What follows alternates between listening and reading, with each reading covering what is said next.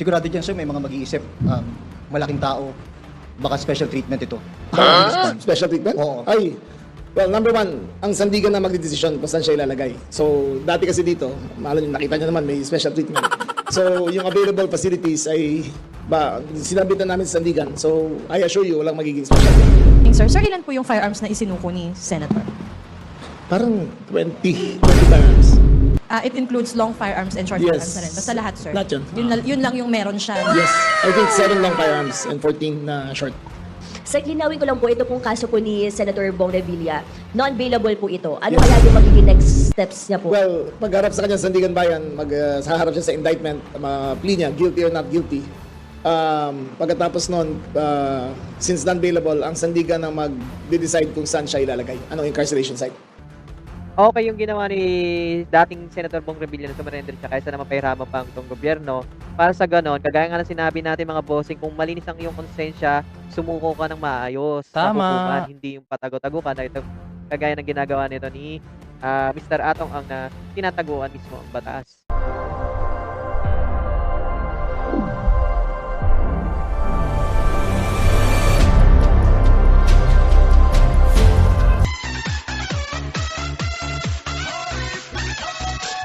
Magandang araw sa atin lahat mga bossing. Muli nagbabalik, RMG News TV. Ayan, panibagong araw, panibagong chismis. Fake news na naman tayo mga bossing, no? So, for today's video mga bossing, ang topic na pala natin ngayon ay tungkol dito sa pag-surrender di umano ng dating senador na si Ramon Bong Revilla, mga bossing. Kusa na po siya mga bossing sumuko dito sa Sandigan Bayan na dito rin siya mismo i-detain after ng kanyang pagsuko, no? So, bago natin umpisa na panonood ng video mga bossing, ayan, kung hindi pa kayo nakaka-subscribe sa ating YouTube channel, ayan mga bossing, ay iniimbitahan ko yung mag-subscribe. Huwag mong subukan. And bossing, subscribe nyo lamang po yung button at hit notification bell para sa ganun maging updated sila sa i-upload natin video. At huwag kalimutan bossing mag-iwan ng comment para sa ganun. Pag nabasa ko yan mga bossing, pwede kayo ma-shoutout sa ating next video. So ano pang hinihintay natin mga bossing, huwag na nating patagalin pa, umpisa natin panonood. Let's go! Ngayong umaga po sa inyo lahat. Kasama ko rito si Chief PNP General Nartates and si Head ng CIDG si General Morico. Andito po kami para bigyan ng clarity ang voluntary surrender ni former Senator Ramon Bong Revilla. Nag-surrender po siya kagabi between 8 and 10 p.m. Nasa Facebook Live pa yon, so makikita niyo naman. He was duly processed. He was read his rights. He was made to go through the entire process kung paano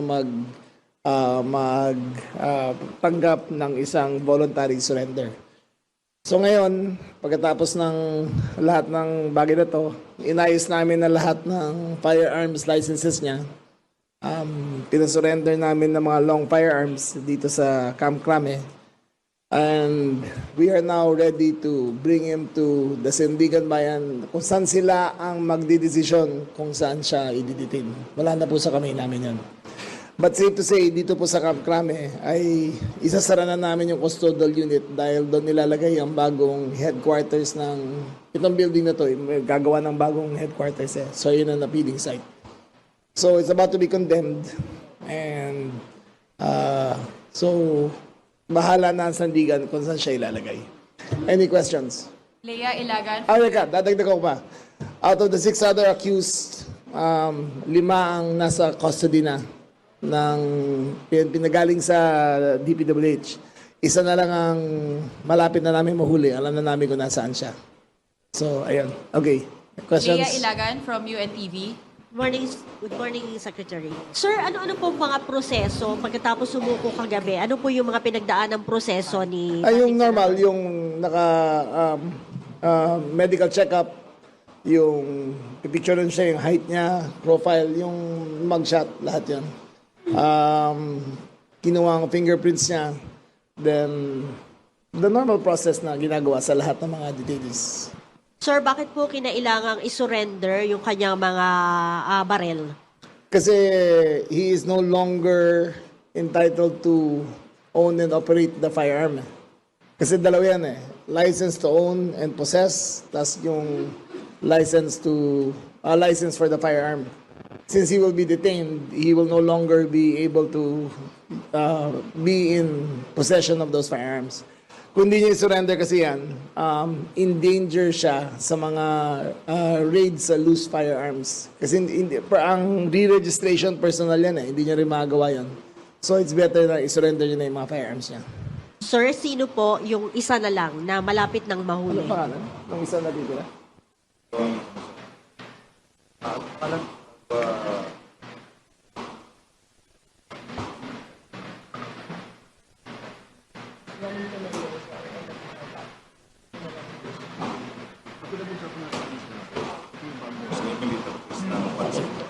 Para lang klaro, no? Ang connected to the flood control scandal, ang nag-surrender ay si Ramon Bautista Bong Revilla Jr., voluntary surrender. Si Bryce Hernandez ay currently under the custody of the Senate. Si JP Mendoza, ganun rin. Itong sa DPWH yan. Ito yung mga nahuli natin.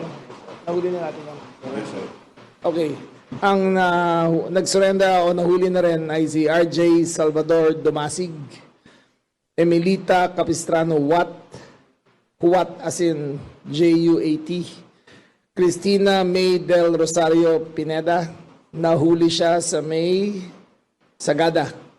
Tumangkang siyang tumakas at nahuli siya. At isa na lang ang natitira si Juanito Coronel Mendoza na malapit na rin namin matrack at makuha. Sir, last question na lang po. Dahil Si Watt na lang pala naiwan. Yung Juanito Coronel nahuli na. O yung Watt na lang pala naiwan. Sir, dahil sinabi nyo na parang hindi na maaari doon sa custodial facility, ibig sabihin hindi na ito magiging kasama sa magiging option ng korte. Hindi na pwede. Thank Mr. you. Alfred Dalizon from People's Journal.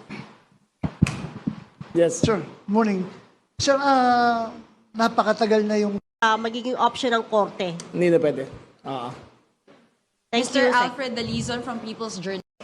So it's up for demolition anytime this month. Kinukuha lang namin yung certificate sa DPWH na condemned yung building. The building is very old at maglalagay kasi may budget ng PNP na magtayo ng bagong headquarters na hindi na kasi kasya dito eh. So magtatayo ng bagong building at doon ang proposed site ng bagong building nila. Sir, last question, sir. Paano po nag-surrender si ex-senator? Siya mismo pumunta dito on his own. Voluntary surrender yun sa kanya.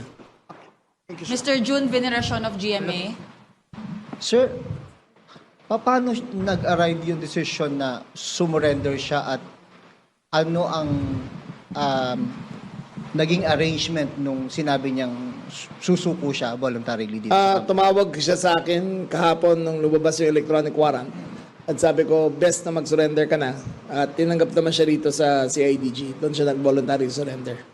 Siya po mismo yung tumawag sa inyo, wala pong intermediary. Wala na.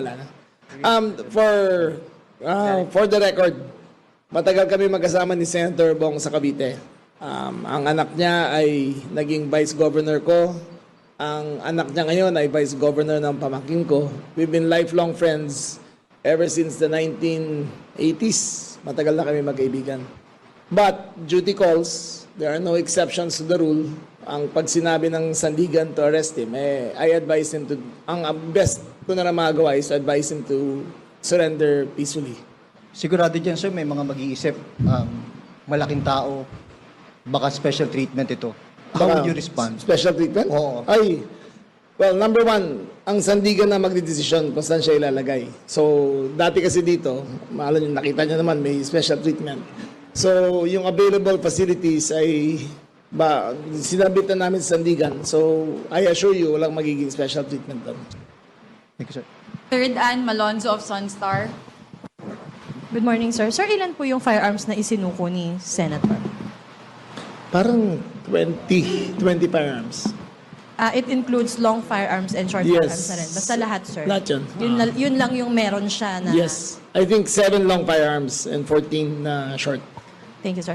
Kanina may sinabi kayo, may nagtangkang tumakas dyan. Hindi, dito, yung isa na, sino ba nahuli natin sa Boracay? Yung Christina May Pineda, nahuli sa Sagada. Sa Sagada siya nahuli. Ano, sir? Nagbabiyahe ba siya Nagbabiyahe that siya. time? Nagbabiyahe siya, tapos na-checkpoint siya. Tapos nahuli siya. Thank you, sir. Edniel Parosa of DZRH. Hi, Shek. Shek, nung nakausap ni Chief, si Senator Bong, pwede bang mabigyan kami, sir, ng story? Araw tumatakbo siguro thought process niya, bakit nagtiwala siya na sumuko sa Philippine National Police? Kung ako rin naman, magsusuko ko basta may warrant of arrest ako eh. Kasi katulad kay Atong Ang, basta magkapersahan ng arrest, hindi mo alam kung ano mangyayari. Tingnan nyo to. He has 20 firearms. Di ba? Voluntary siya nag-surrender. Si Atong Ang, he has 6 firearms. Kinancel namin. Kasi he's, fugitive siya eh. Di ba? So kay Atong Ang, we will deal with him as armed and dangerous. Senator Bong, I advise him pumunta na rito para matapos na ang intriga at walang untoward incidents na mangyayari. Sure, meron kaya siyang siguro request or gustong arrangement? Kaya siya... Wala tumulong naman. sa PNP? Wala naman. Siyempre, he seemed, yung malungkot siya eh. Diba? Pero ang sabi ko na lang, we'll do the best we can. Ako personally, maghahatid sa kanya papuntang Sandigan Bayan. At ako, pagdating doon, i-hand over ko na siya sa officer of the court. Sila na ang bahala. Sure, another matter. Bago itong warrant na ito, may isa pang dating warrant sa flood control scandal. Anong update, sir, doon sa mga hinaharap natin? Kasi parang ang tagal na may surrender feelers nung nasa mga SunWest executive. May mga nadadagdag pa, Yung sir? isa nasa Amerika, malapit na namin makuha. Yung isa nasa New Zealand, na-locate na rin namin. So, pag-cancel ng passport nila, ang Homeland Security nang hahabol sa kanila. Ilan pa sila, sir? Yung maliban kay dating Congressman, Sir Saldico? Parang dalawang executives ang ando doon isa sa Amerika, isa sa New Zealand. May mga at-large pa rin dito, sir, di ba? Na nasa bansa. Nahuli na rin sila lahat. Hindi, I don't have the complete list with you now. Thank you, sir. Miss Karen De Guzman of ABS-CBN. Sir, linawin ko lang po, ito pong kaso po ni Senator Bong Revilla. Non-bailable po ito. Ano Yes. kaya yung magiging next steps niya po? Well, pagharap sa kanya sa Sandigan Bayan, haharap siya sa indictment, plea niya, guilty or not guilty. Pagkatapos nun, since non-bailable, ang Sandigan ang mag-decide kung saan siya ilalagay. Anong incarceration site. Okay po. Sir, meron po kasi siyang pinost po na video. Sinasabi po niya na parang walang naging due process sa nangyari pong insidente na to. Na-mention niya po ba sa inyo yung mga... Hindi namin pinag-usapan yun eh. Hindi namin pinag-usapan. Okay po. Pero nabanggit niya po sa inyo na sabi po niya ay handa niya tong harapin dahil wala naman daw po siya kagabi, kasalanan. binanggit niya sa akin yan. Nung sabi ko mag-surrender na siya, handa naman siya. Kayo rin po ba nag-encourage sa kanya para mag-surrender? Oo. Nag-encourage din ako sa kanya. Okay. Kung hindi po ba siya mag-surrender, sir, mas magiging mahirap po yun. Mahirap yun. Actually, mas madali. Kasi alam ko naman lahat ng pupuntahan niya eh. Di ba? So, pero since ito, mas mahirap kasi persahan yun eh. Di ba? Ito voluntary. Kaya emotionally and physically, mas madali para sa lahat. Yung last na lang po na natin, co-accused, saan na po yung... May leads na po ba tayo kung nasaan? Meron po siya? na, pero di pa namin sasabihin sa inyo, pero may leads na kung nasaan siya. Okay po, thank you po. Mr. Jason Sigales of Inquirer. Good morning, Sec. Possibly po no, sa Payatas Jail ho, kung sakali man sir, si Sen Revilla po, no? Kung saan man po ipadala sir ng Sandigan Bayan si ex-senator, ano pong garantisado ho natin na since big name ho siya, may guarantee ho ba tayo of safety ho sa kanya na wala hong gang violence makaka-inflict ho sa kanya? Ayun ang kine-consider talaga namin, yung gang violence. Kasi iisipin nyo rin, yung mga nakakulong doon, di ba? General population yun eh. So we will take all precautions necessary to ensure his safety during the process of his trial. But he will be with the general population. So far, depende yan sa order ng Sandigan. Ihintayin natin. Mark Makalalad of DCBB. Hi sir, good morning. Kamustahin ko lang sir yung overnight stay niya sa CADG and kamusta yung medical examination na ginawa sa kanya? Siguro si General Morico. Sir, just like any other prisoner or detention prisoner, he was treated the same. At alam naman po ni Senator Bong na we have observed the police operational procedure when it comes to dealing with Kadalasan kasi sir yung mga nakukulong ng mga high profile, meron silang mga iniinda. Wala bang health condition na nabanggit si ex-Senator Revilla sa CADG? Si Senator Bong, sir, he's alam mo naman, action star si sir, kaya very fit po siya, kagaya ni SILG. So nothing to worry about his health? No, just to say it, simply, he was found to be in good physical shape and capable of undergoing trial. So sir, in good health condition po siyang... Very good just health to be clear. condition. He is 59 and he is as healthy as a 59-year-old could be. Even healthier. Oh. Kasi sir, previously, di ba, meron siyang injury? Dati pa yun, that was 4 years ago? 3 years ago, nung na-injure siya nung shooting, Achilles tear siya. Pero matagal na yun eh. He's been working out. Nakikita ko sa labang nagja-jogging po minsan eh. So he's in good physical shape. Thank you, sir. Marlene Pajernos of DZMM. Hi sir, clarify ko lang po yung dun sa isa pang at-large na si Emelita Juliet. Sir, meron na bang Sino ulit? Yung at-large po na isa pa, yung Juliet po. Meron na ba sir surrender feelers po? Sorry. Juan, sir. What are you... May surrender feelers na po ba tayo? Wala pa. Pero alam na namin kung nasaan siya. Tapos sir, pero nasa Pilipinas po siya sir, hindi pa naman siya nakakalabas ng bansa. Mukha dito pa siya. Okay sir. Last na lang sir, yung kay Cristina Del Rosario, arrested by CID. PNP, ha? Yung Cristina May Del Rosario Pineda. She was arrested at the checkpoint near Sagada. Siya po yung papatakas sana. Hindi patakas, patago. Patago sana. Alright sir. Thank you. Hindi pa naman nahuhuli kaya hindi pa natatakas yun. So, patago pa lang. Okay sir. Thank you sir. Any other questions, please? Okay, sir. Ang pinakamalapit kasi dito is Payatas, Bikutan, and Karingal. So, depende yan sa appreciation ng court kung saan siya ilalagay. Sir, last question. Sir, yung lahat ng detention facilities na yon under sa iyo rin, sir. Yes, BGNP lahat. yes. BGNP tsaka PNP. Yes, Dalawa and, sila. Yung assurance nyo lang sa public na there will be no special treatment. There will be no special treatment. Wala air talaga. conditioning system and... Wala talaga. Kahit puntahan nyo ngayon, walang air conditioning system doon eh. Wala talaga. Sir, Bea po from Bombo Radio Philippines, sir. Regarding lang po kay Mr. Charlie Atong Ang, kasi parang pinuna po ni Atty. Rowena Guanzon yung 10 million na pabuya natin, no? Doon sa paghahanap sa kanya. So, sabi po niya, alam na po ng pulis talaga dahil matagal na pong naka-surveillance ang DILG as well as the PNP doon kay Atong Ang. And yung 10 million daw po ay paghahatian lamang po ng mga pulis dahil alam naman na po nila. At kunwari lang daw po na... That's a very unfair statement. Yes po. Kung alam ko lang yun, it is to my interest na makuha siya kagad. Ako naglagay ng bounty yon mula sa funds ng office ko. Ba't ko pa gagawa ng drama yan, di ba? Hindi man ako maarteng tao eh. Kukunin ko yan as soon as I can. Sir, ano na lang po yung masasabi nyo dun sa mga taong nagbabato ng mga issue na ganito regarding dun sa... Well, nakatatlong raid na kami in the last 2 days. 3 separate places na may informants nagsabi, all negative. So, we are actively pursuing him kung saan. Meron pang 4 other locations kaming minamatay in the next 2 days na pupuntahan rin namin. Thank you, sir. No more questions? Okay na? Okay. Thank you so much Okay, for thank you very attending much. this Thank you very press much. con. Thank you so much, guys. Follow up lang, although okay. sinasabi ng immigration, based on immigration records, nandito pa siya. Pero wala bang indications na nakalabas? Wala pa. But it is possible.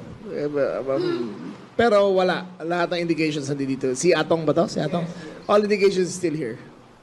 Kasi nangyari na before, di ba? Ang dami That's na right. nakalabas. So we will know. Ang Chief PNP will coordinate with Interpol para makita kung merong sighting sa kanya sa ibang bansa dito sa Southeast Asia. Alam ko, nasagot nyo na ito mga nakaraan pero ulitin ko na lang. Well, lahat siya kasi chismis eh. Ano Di ba? mga difficulties? I mean, alam naman natin yung resources. Marami kasi siyang pera eh. So, yung ganyan karaming pera, madali gumawa ng paraan na magtago. Pwede bumili ng mga bahay yan sa malayo na parang Bin Laden yung matataas yung pader. Kaya-kaya na gawin yan eh. Di ba? Na nagtatago. So, kung gano'ng karami ang pera mo, mas madali ang kapasidad. But, ang pera niya, hindi katumbas ang pera ng ng buong gobyerno. So, gagamitin natin ang resources namin para mahanap siya. Thank you so much. Okay? Okay, thank you. Thank you very much. Thank you. Thank you. So yun lang mga bossing, dito na natin natatapos sa panood ng video. Medyo intense yung napakinggan natin mga bossing. So ang reaction lang natin dito mga bossing okay yung ginawa ni dating Senator Bong Revilla na sumerender siya kaysa naman pahiraman pa itong gobyerno. Para sa ganon, kagaya nga ng sinabi natin mga bossing, kung malinis ang iyong konsensya, sumuko ka ng maayos sa hukuman, hindi yung patago-tago ka na ito, kagaya ng ginagawa nito ni Mr. Atong ang na tinataguan mismo ang batas. Dapat hindi gano'n. Para kung malinis yung konsensya mo, tingin mo wala ka talagang ginagawang masama, kusa kang pumunta sa hukuman. Para sa gano'n, maipakita mo sa kanila na wala kang tinatago, di ba? So, yun na nga mga bossing.